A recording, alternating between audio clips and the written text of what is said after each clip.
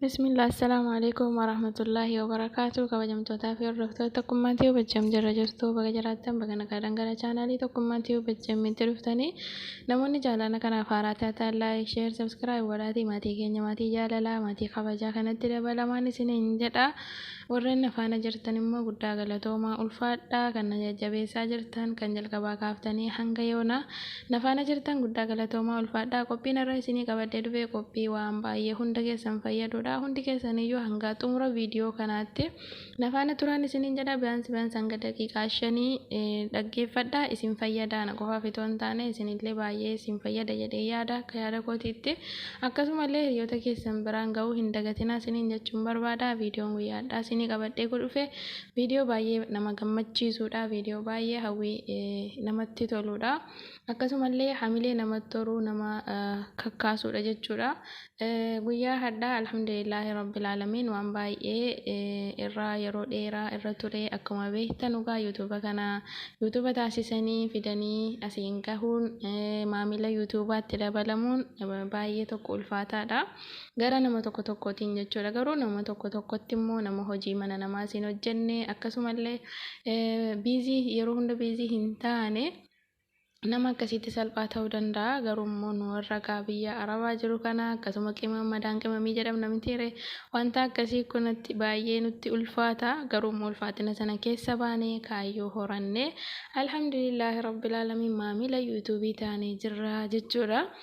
Egaa yeroo dheeraadhaaf kan nafaana turtanii hiriyoonni kan koo kan keessaan illee dhuftanii na gaafataa jirtan maaliif yuutuubii irraa baddee maal taatee jettanii na iyyafataa jirtan guddaa naa galatoomaa ulfaadhaan isiniin jedha. Egaa yuutuubii irraa badeen jira haalumatu natti mijachuu didee amma deebi'een jira alhamdulillah inshaallah gara fuulduraatti illee hin badu. Yoo rabbiin jedhe inshaallah hin badu isinillee akkasumallee gaana gargaaruu keessan akkuma eegasitti itti fufaan isiniin jedha. Egaa yuutuubiin nama itti hojjeteef namatti dalageef nama kaayyoo qabuu fi baay'ee faayidaa qaba jedhee yaada. Akkasuma immoo itti kaayyeeffattanii yoo eegaltanii hojjettanii jettan itti milkaa'uu dandeessanii rabbiin of gargaarsifattanii jechuudha. Garuu yuutuuba kana irratti ani gama kan kootiin dhugaa dubbachuudhaaf kaayyoon qabaa gara fuulduraatti yoo rabbiin jedhee umurii nu dheeresee fayyaa nagaa nu taasisee jedhe kaayyoon qabaafan hanga yoonaa irratti dadhabee irratti hojjedhee jedhe malee akkan itti jirutti akka hojii kootiitti akka itti jiru kanatti dhugaa dubbachuuf baay'ee natti ulfaatee ture. Dhiisuudhaaf illee yeroo hedduutti deddeebi'ee karoorfadheen ture. Garuu immoo kaayyoo silan qabuuf itti fufee asiin gaheen jira alhamdulillahi rabbil alamin. Gara fuulduraattis immoo rabbiidhumatu jira inshaallah kan bakka kanaan immoo nu gahee jedhe inshaallah gara fuulduraattis immoo isuma abdanna. Akkasumallee rabbi gaditti immoo isinuma jechuudha. Isinumti na jajjabeessitanii yoo jettaniittan gaafa biyya keenyatti gallee jenne inshaallah waa hedduu uummata kan keenya kan fayyadu kan namaaf barumsa ta'u kan boruu namni irraa barachuu danda'u ni hojjedha jedhee yaada. Gargaarsa rabbiitiin jechuudha. Akkasuma immoo namootaan harka qalleeyyii dadhaboo namoota akkasii ittiin gargaaruudhaaf kaayyoon koo inni jalqabaa jechuudha yuutuuba kana irratti.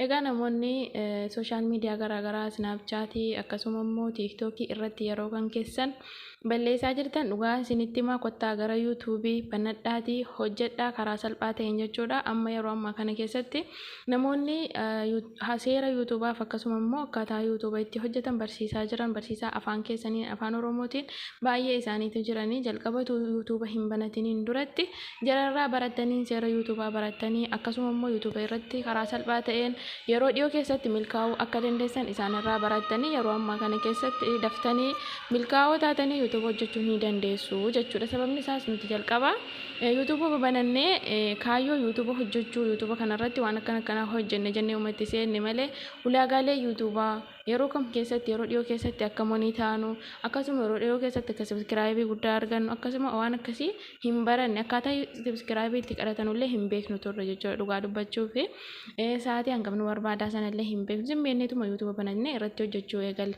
Garuu yeroo ammaa kana yuutuubiin barnoota karaa afaan amaariffaatiin afaan oromootiin barsiisaa yuutuubaa baay'eedha jechuudha. Akkasuma jala deemtanii ilaaltanii yuutuuba banattanii yeroo salphaa keessatti irratti milkooftanii hojjettanii kontentii yookaan immoo viidiyoo nama hawwatu namoonni isinitti mijatu namoonni yeroo qabdan akkasuma mana ijaazaa keessatti uummanni Saa'udii Dubaay ijoolleen mana ijaazaa jijjiirtan namoonni akka kanaa yoo karaa yuutuubaa dhuftan milkaa'uu dandeessan jedhee yaada. Sababni isaas firiidha isin ji'a keessaa guyyaa tokkollee ta'u ji'a keessaa yeroo lamallee ta'u firii yeroo hin qabdanii jechuudha.